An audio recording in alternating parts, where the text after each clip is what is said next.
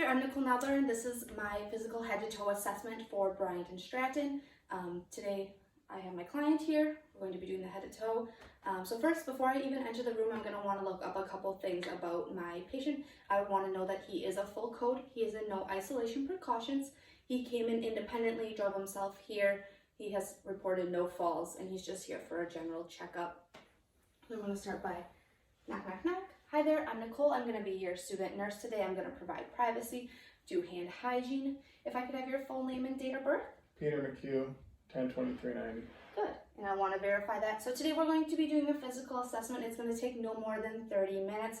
I'm just going to have some questions for you, and then just go from there. So how are you feeling today? Good. Good. Do you have any concerns today? No. No. Any allergies? No. No, okay, perfect. So we're gonna start with the general survey. So I already know that you have your name and date of birth. If you could tell me where you are. Home. Good. And the day or time. Monday afternoon. Okay, so it is 8:00 times 3. His posture is good. He is dressed appropriately for the situation. His effect is good. How's your sleep cycle? Good. Getting enough sleep?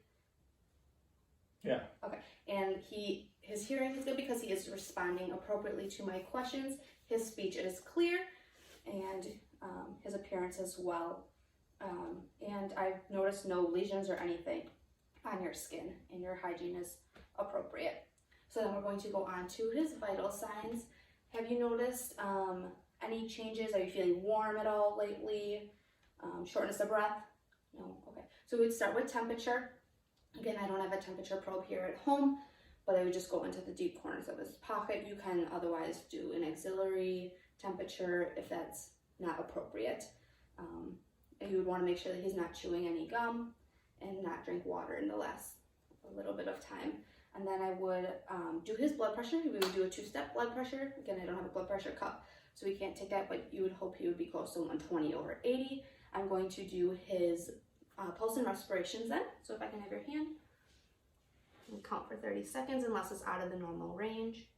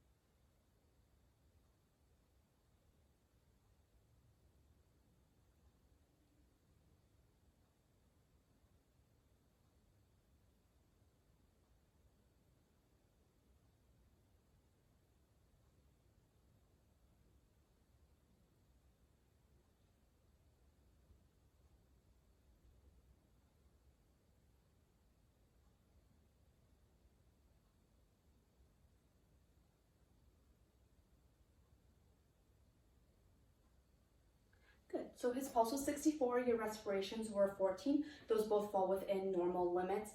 And then we're going to get your O2, which we would stick a probe on your finger. I don't have one, but you are on room air, and we would hope that you'd be between 95 and 100%. And then we also want to assess your pain. If you could tell me on a scale of 1 to 0, or 0 to 10, 10 being the worst, 0 being no pain. 0. Good. So that's great. And then we also want to get your height and weight. We would stand up, walk to the scale, and your height. 6'1". And as he's walking to the scale, I would look at the Morse ball scale, making sure that he's walking appropriately, which I did know that he walked in by himself, and I saw him enter the room. So then we're going to go on to the skin part of the assessment. So I'm just going to assess, look for any bony prominences, and we would use the Braden scale to assess this. When you go out in the sunlight, do you use sunscreen? Yes. Okay, perfect. Have you noticed any sore spots on your skin lately? Any dryness? No. No? Okay, perfect. So then we're going to palpate the skin, just looking, for any bony spots or any soft spots, and not noticing any lesions or marks on his skin.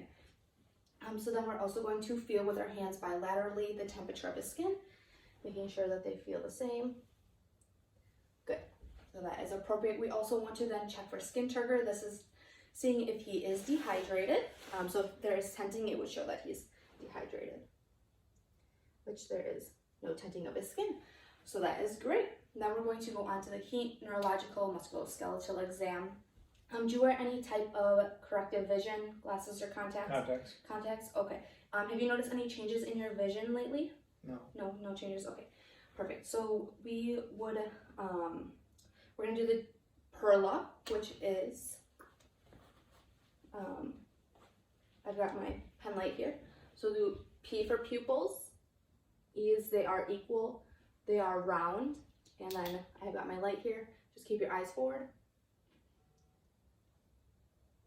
They are reactive to the light, and then if you look at my finger, look in the distance. Look at my finger, look in the distance. Good. So then that is accommodation. So you would say that he has Perla. We're going to do the 6 directions of gaze. So just follow my finger, keep your head straight.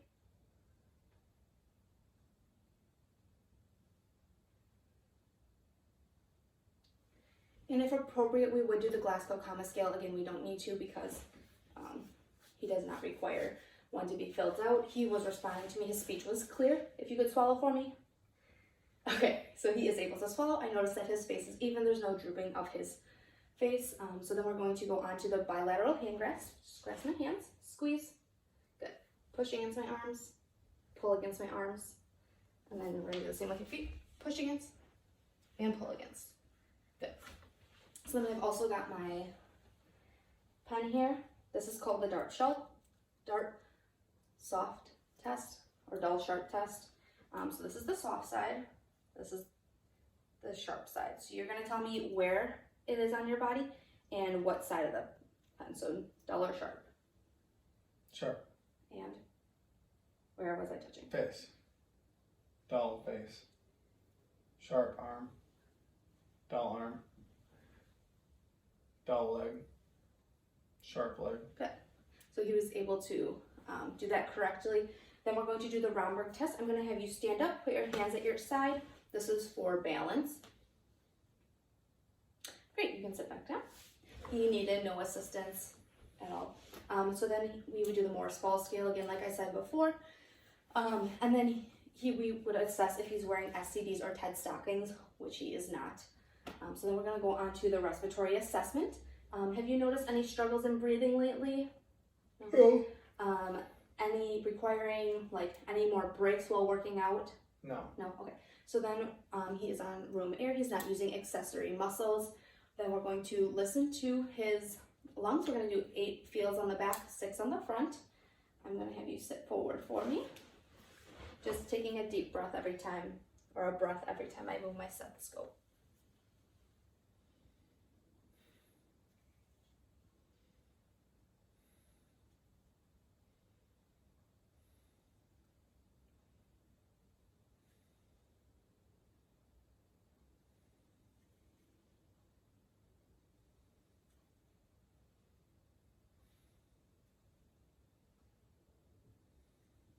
Good. You can relax back.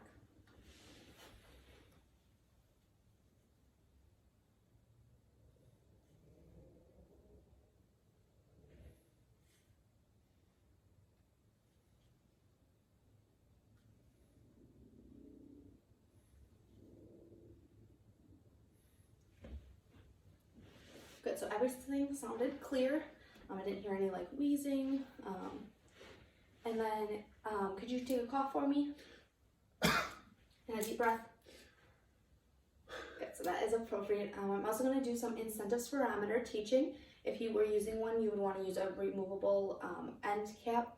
It is for lung expansion. Oftentimes we have clients doing this by themselves if they are able to. And then what it is so you want to make sure that they're breathing in. A lot of people think that you would be breathing out, but really you're breathing in, getting that lung expansion, holding it for as long as you can. So then we're going to go on to our cardiac or cardiovascular assessment. So I'm going to listen to the heart sounds with my stethoscope. I'm going to use the diaphragm and the bell side going to each spot. So this is aortic, pulmonic, Erb's point, tricuspid, and mitral. I'm going to use my diaphragm side first.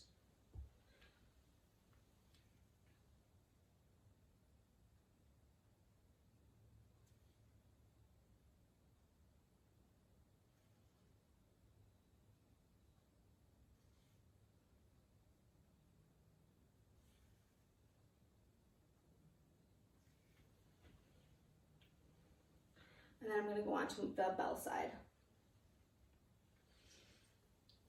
So again, aortic, pulmonic, Erb's point, tricuspid, and mitral. Have you had any issues with your heart lately? Have you noticed like any pain, any feeling? No. Okay, so that's great.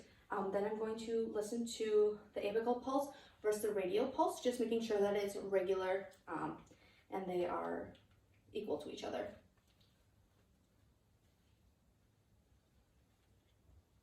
So if you can have it on.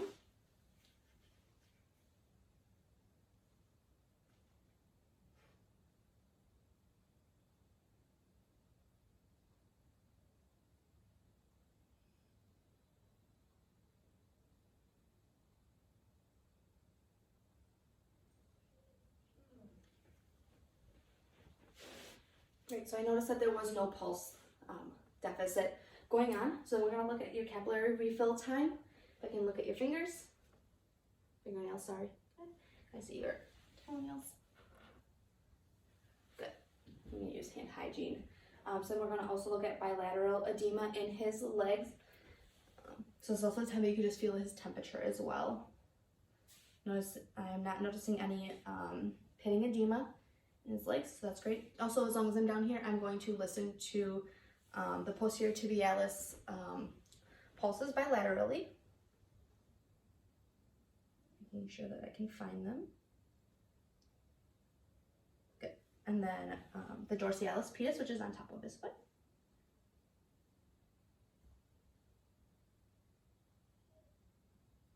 Perfect. I can feel that.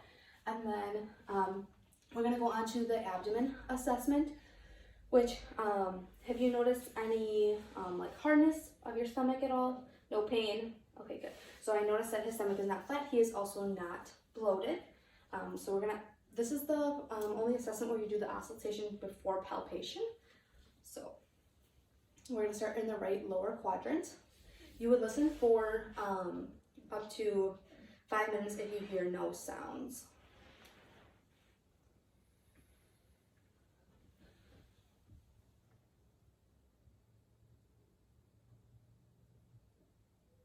Okay, and the right upper quadrant.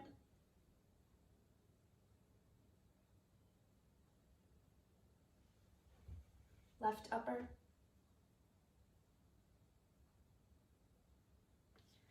And left lower.